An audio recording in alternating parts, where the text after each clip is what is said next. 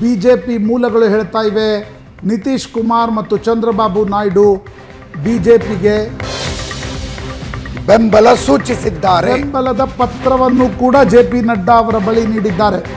ಏಕನಾಥ್ ಶಿಂಧೆ, ಕುಮಾರಸ್ವಾಮಿ ಇವರೆಲ್ಲರೂ ತಮ್ಮ ಬೆಂಬಲದ ಪತ್ರವನ್ನು ಜೆ.ಪಿ. ನಡ್ಡಾ ಅವರ ಬಳಿ ನೀಡಿದ್ದಾರೆ. ಎನ್ಡಿಎ ಸಭೆಯಲ್ಲಿ ನಿತೀಶ್ ಕುಮಾರ್ ಸಲಹೆ.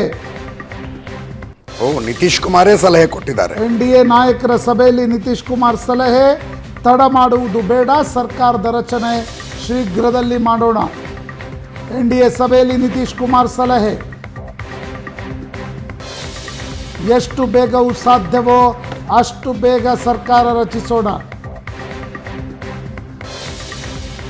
ಜೆ.ಪಿ. ನಡ್ಡಾ ಅವರಿಗೆ ಬೆಂಬಲದ ಪತ್ರವನ್ನು ನೀಡಿದ ಎನ್ಡಿಎ ನಾಯಕರು.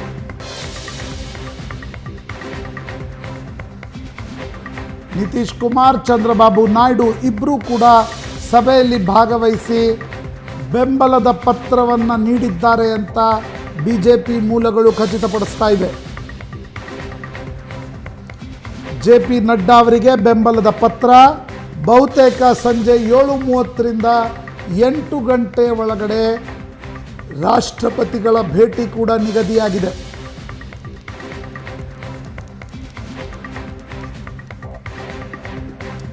ಎಷ್ಟು ಬೇಗ ಸಾಧ್ಯವೋ ಅಷ್ಟು ಬೇಗ ಸರ್ಕಾರ ರಚಿಸೋಣ. ನಿತೀಶ್ ಕುಮಾರ್ ಆ ಕಡೆ ಹೊರಳುತ್ತಾರ ಅನ್ನುವ ಚರ್ಚೆಗಳು ನಿನ್ನೆಯಿಂದ ಇದ್ವು. ಆದರೆ ನಿತೀಶ್ ಕುಮಾರ್ ದಿಲ್ಲಿಗೆ ಬಂದರು. ಎನ್ಡಿಎ ಸಭೆಯಲ್ಲಿ ಭಾಗವಹಿಸಿದ ಮೇಲೆ ಬಿಜೆಪಿ ನಾಯಕರು ಕೂಡ ನಿರಾಳರಾದಂತೆ ಕಾಣ್ತಾ ಇದೆ. ಚಂದ್ರಬಾಬು ನಾಯ್ಡು, ನಿತೀಶ್ ಕುಮಾರ್, ಏಕನಾಥ್ ಶಿಂಧೆ, ಕುಮಾರಸ್ವಾಮಿ ಇವರೆಲ್ಲರೂ ಕೂಡ ಬೆಂಬಲದ ಪತ್ರವನ್ನು ಬಿಜೆಪಿ ರಾಷ್ಟ್ರೀಯ ಅಧ್ಯಕ್ಷ ಜೆ.ಪಿ. ನಡ್ಡಾ ಅವರಿಗೆ ನೀಡಿದ್ದಾರೆ. ಎಷ್ಟು ಬೇಗ ಸಾಧ್ಯವೋ ಅಷ್ಟು ಬೇಗ ಸರ್ಕಾರ ರಚಿಸೋಣ ಅಂತ ಇದ್ದಾರೆ ನಿತೀಶ್ ಕುಮಾರ್. ಸಭೆಯಲ್ಲಿ ನಿತೀಶ್ ಕುಮಾರ್ ಸಲಹೆ, ಇವತ್ತು ಸಂಜೆಯೇ ಎನ್ಡಿಎ ನಾಯಕರು ರಾಷ್ಟ್ರಪತಿಗಳನ್ನು ಭೇಟಿಯಾಗುವ ಸಾಧ್ಯತೆಗಳಿವೆ. ಬಿಜೆಪಿ ಮೂಲಗಳು ಹೇಳುತ್ತಿರುವ ಪ್ರಕಾರ ಸಂಜೆ 7:30ರಿಂದ 8 ಗಂಟೆಯ ಒಳಗಡೆ ರಾಷ್ಟ್ರಪತಿ ದ್ರೌಪದಿ ಮುರ್ಮು ಅವರನ್ನು ಭೇಟಿಯಾಗಿ ಸಂಜೆ 7:30ಕ್ಕೆ ರಾಷ್ಟ್ರಪತಿಗಳ ಬಳಿ ತೆರಳಲಿರುವ ಎನ್ಡಿಎ ನಾಯಕರು. ರಾಷ್ಟ್ರಪತಿಗಳ ಭೇಟಿ ನಿಗದಿ ಸಂಜೆ 7:30ಕ್ಕೆ ರಾಷ್ಟ್ರಪತಿಗಳ ಭೇಟಿಗೆ ಎನ್ಡಿಎ ನಾಯಕರು ತೆರಳಲಿದ್ದಾರೆ. ಸರ್ಕಾರ ರಚನೆಗೆ ಹಕ್ಕು ಮಂಡಿಸಲಿದ್ದಾರೆ ಎನ್ಡಿಎ ನಾಯಕರು. ನಿತೀಶ್ ಕುಮಾರ್ ಅವರೇ ಸಭೆಯಲ್ಲಿ ಸಲಹೆ ನೀಡಿದ್ರಂತೆ, ಆದಷ್ಟು ಬೇಗ ಪ್ರಕ್ರಿಯೆಯನ್ನು ಮುಗಿಸೋಣ, ತಡ ಮಾಡೋದು ಬೇಡ. ನಿತೀಶ್ ಕುಮಾರ್ ಮತ್ತು ಚಂದ್ರಬಾಬು ನಾಯ್ಡು ಭಾರತದ ರಾಜಕಾರಣದ ಹೊಸ ಕಿಂಗ್ ಮೇಕರ್ಗಳು. ನಿತೀಶ್ ಕುಮಾರ್ ಅವರ ನಿರ್ಧಾರದ ಬಗ್ಗೆಯೇ ಅನೇಕ ಚರ್ಚೆಗಳಿದ್ದವು. ಇವತ್ತಿನ ಸಭೆಯಲ್ಲಿ ನಿತೀಶ್ ಕುಮಾರೇ ಹೇಳಿದ್ರಂತೆ, ಆದಷ್ಟು ಬೇಗ ಸರ್ಕಾರ ರಚನೆ ಮಾಡೋಣ. ಹಿಂದೆ ಬಿಜೆಪಿ ಅವರು ನಿತೀಶ್ ಕುಮಾರನ್ನ ಪಲ್ಟು ರಾಮ್ ಅಂದಿದ್ರು. ಆದರೆ ಲೋಕಸಭಾ ಚುನಾವಣೆ ಹತ್ತಿರ ಬಂದಾಗ INDIA ಮೈತ್ರಿಕೂಟ ಬಿಟ್ಟು NDA ಮೈತ್ರಿಕೂಟಕ್ಕೆ ಅವರು ಸೇರ್ಕೊಂಡು ನಿನ್ನೆಯಿಂದ ಕೆಲವು ಕಾಂಗ್ರೆಸ್ನವ್ರದ್ದು ಸೋಷಿಯಲ್ ಮೀಡಿಯಾದಲ್ಲಿ ಟ್ರೋಲು, ಅಪ್ಪಲ್ಟೋಜಿ ಅಂತ, ಅಪ್ಪಲ್ಟೋ ಅಂತ, ಈಗ ಈ ಕಡೆ ಬನ್ನಿ, ಈಗ ಈ ಕಡೆ ಬನ್ನಿ. ಸೊ ಯಾವುದೇ ಗೊಂದಲಗಳಿಲ್ಲ, ವಿವಾದಗಳ ಹೊರನೋಟಕ್ಕೆ ಕಾಣುವಂತೆ ಇಲ್ಲ. ಇವರೇನೋ ಬೇಡಿಕೆ ಇಟ್ಟರು, ಅವರೇನೋ ಯೋಚನೆ ಮಾಡ್ತಾ ಇದ್ದಾರೆ, ಆ ಥರದ್ದೇನೂ ಕಾಣಿಸ್ತಾ ಇಲ್ಲ. ಸಭೆಯ ಒಳಗಿನಿಂದ ಬರ್ತಾ ಇರುವ ಮಾಹಿತಿಗಳ ಪ್ರಕಾರ ಯಾವುದೇ ಮಂತ್ರಿಮಂಡಲ ಹೇಗಾಗಬೇಕು, ಷರತ್ತುಗಳೇನು, ಈ ಯಾವುದೂ ಕೂಡ NDA ಸಭೆಯಲ್ಲಿ ಚರ್ಚೆ ಆಗಿಲ್ಲ. ಒಟ್ಟಾಗಿ ಹೋಗೋಣ, ಆದಷ್ಟು ಬೇಗ ಸರ್ಕಾರ ರಚನೆ ಮಾಡೋಣ ಅನ್ನುವ ತೀರ್ಮಾನ ತೆಗೆದುಕೊಳ್ಳಲಾಗಿದೆ. ಚಂದ್ರಬಾಬು ನಾಯ್ಡು, ನಿತೀಶ್ ಕುಮಾರ್ ಸೇರಿದಂತೆ JDU, TDP, ಶಿಂದೆ ಅವರ ಶಿವಸೇನೆ, ಕುಮಾರಸ್ವಾಮಿ JDS ಇವರೆಲ್ಲರೂ ಸೇರಿ NDA ಬೆಂಬಲದ ಪತ್ರವನ್ನು BJPಗೆ ನೀಡಿದ್ದಾರೆ.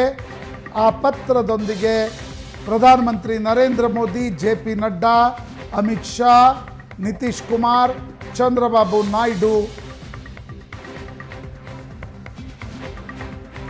ರಾಷ್ಟ್ರಪತಿಗಳ ಭೇಟಿಗೆ ತೆರಳಲಿದ್ದಾರೆ. JP ನಡ್ಡಾ ಮತ್ತು ನಿತೀಶ್ ಕುಮಾರ್ ನಡುವೆ ಒಂದು ಇಕ್ವೇಷನ್ ಇದೆ. JP ನಡ್ಡಾ ವ್ಯಾಸಂಗ ಮಾಡಿದ್ದು ಪಟ್ನಾದಲ್ಲಿ.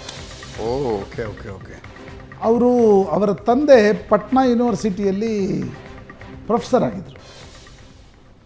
ಅವರು ಮೂಲತಃ ಹಿಮಾಚಲ್ ಪ್ರದೇಶ, ಹೌದು. ಹಿಮಾಚಲ್ ಪ್ರದೇಶದಲ್ಲಿ ರಾಜಕಾರಣ ಮಾಡಿದ್ರು ಕೂಡ ಪಟ್ನಾದಲ್ಲಿ ಅವರು ABVPಯ ನಾಯಕರು ಕೂಡ ಆಗಿದ್ದರು. ಎಸ್, ಅಖಿಲೇಶ್ ಯಾದವ್ ಉತ್ತರ ಪ್ರದೇಶದ ಮುಖ್ಯಮಂತ್ರಿ ಆದಾಗ ಮೈಸೂರಿನಲ್ಲಿ ಓದಿದ್ದವರು ಅಂತ ನಾನು ಒಂದು ಇಂಟರ್ವ್ಯೂ ಮಾಡಿದ್ದೆ. ಹಾಂ, ಅಖಿಲೇಶ್ ಯಾದವ್ ಮೊದಲ ಬಾರಿ 2012ರಲ್ಲಿ ಮುಖ್ಯಮಂತ್ರಿ ಆದಾಗ ಓಕೆ, ನಾನು ದಿಲ್ಲಿ ಏರ್ಪೋರ್ಟ್ನಲ್ಲಿ ಕನ್ನಡ ಚಾನಲ್ ಅಂದ ತಕ್ಷಣ ನಿಂತರು ಅವರು. ನಾನು ಅಂದರೆ ಭಾಳ ಜನ ಇದ್ರು, ಕನ್ನಡ ನನ್ನ ಹತ್ರ ಬಂದು ಮಾತನಾಡಿದರು. ಮೈಸೂರಿನ ಐ ಥಿಂಕ್ ಅವ್ರು JS ಕಾಲೇಜ್ನಲ್ಲಿ ಇಂಜಿನಿಯರಿಂಗ್ ಮಾಡಿದ್ದು, ಆ ನೆನಪುಗಳನ್ನು ಹಂಚಿಕೊಂಡ್ರು ಕೂಡ. ಅದೇ ರೀತಿ JP ನಡ್ಡಾ ಪಟ್ನಾದವರು, ಅವ್ರಿಗೊಂದು ನಿತೀಶ್ ಕುಮಾರ್ ಜೊತೆ ಒಂದು ಇಕ್ವೇಷನ್ ಇದೆ. ಯಾಕೆಂದರೆ ಇವರೆಲ್ಲರೂ ಸ್ಟೂಡೆಂಟ್ ಪಾಲಿಟಿಕ್ಸ್ನಿಂದ ರಾಜಕಾರಣ ಬಂದಂಥವ್ರು. ಎಸ್, ಆ ಒಂದು ಇಕ್ವೇಷನ್ ನಿಮಗೆ ವಾಪಸ್ ನಿತೀಶ್ ಕುಮಾರ್ BJP ಜೊತೆಗೆ ಬಂದಾಗ ಕ್ರೂಷಿಯಲ್ ನಿತೀಶ್ ಕುಮಾರ್ ಜೊತೆ ಚರ್ಚೆ ನಡೆಸಿದ್ದೆ JP ನಡ್ಡಾ. Okay okay. ಆದರೆ ಈ ಚುನಾವಣೆಯ ರಿಸಲ್ಟ್ ನಂತರ JP ನಡ್ಡಾ ಇನ್ನೂ ಎಷ್ಟಿದೆಯೋ ಗೊತ್ತಿಲ್ಲ ಅವ್ರದ್ದು ಅವಧಿ, ಮುಂದುವರಿತಾರ ಅಧ್ಯಕ್ಷರಾಗಿ ಅನ್ನೋದ್ರ ಬಗ್ಗೆ ಆಂಬಿಗ್ವಿಟಿಗಳಿದ್ದಾವೆ. ಆ ಚರ್ಚೆ ಮೊದಲು ಸರ್ಕಾರ ರಚನೆಯ ಗಡಿಬಿಡಿ, ಆತುರತೆ. ಹೌದೌದು, ಕಾರ್ಯಕರ್ತರು ಚರ್ಚಿಸುವುದನ್ನು ನಾನು ಕೇಳಿಸಿಕೊಂಡಿದ್ದೆ. ತುಂಬ ಸಲ ಪ್ರಶಾಂತ್, ನಾವು ಚುನಾವಣೆಗಿಂತ ಮುಂಚೆ ಮಾತಾಡ್ತಿದ್ವಿ, ಯಾವ್ಯಾವ ಕ್ಷೇತ್ರಗಳಲ್ಲಿ BJP ಕಾಂಗ್ರೆಸ್ ನೇರ ಹಣಾಹಣಿ ಆಗುತ್ತೋ ಆ ಕ್ಷೇತ್ರಗಳಲ್ಲಿ ಕಾಂಗ್ರೆಸ್ನ ಸ್ಟ್ರೈಕ್ ರೇಟ್ ಜಾಸ್ತಿ ಆಗುವ ತನಕ ರಿಸಲ್ಟ್ ಏನು ಬದಲಾವಣೆ ಆಗುವ ಸಾಧ್ಯತೆ ಇಲ್ಲ ಅಂತ.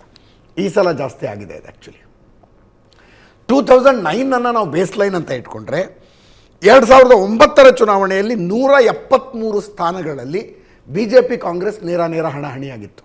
2009 ಚುನಾವಣೆ ಲಾಲ್ ಕೃಷ್ಣ ಅದ್ವಾನಿಯವ್ರನ್ನ ಪ್ರಧಾನಿ ಅಭ್ಯರ್ಥಿ ಅಂತ NDA ಮೈತ್ರಿಕೂಟ ಇಟ್ಕೊಂಡಿತ್ತು. ಅಷ್ಟೊತ್ತಿಗಾಗಲೇ ಮನಮೋಹನ್ ಸಿಂಗ್ ಒಂದು ಟರ್ಮನ್ನು ಪ್ರಧಾನಿಯಾಗಿ ಮುಗಿಸಿದ್ರು. UPA NDA ವಿರುದ್ಧ UPA ಇತ್ತು.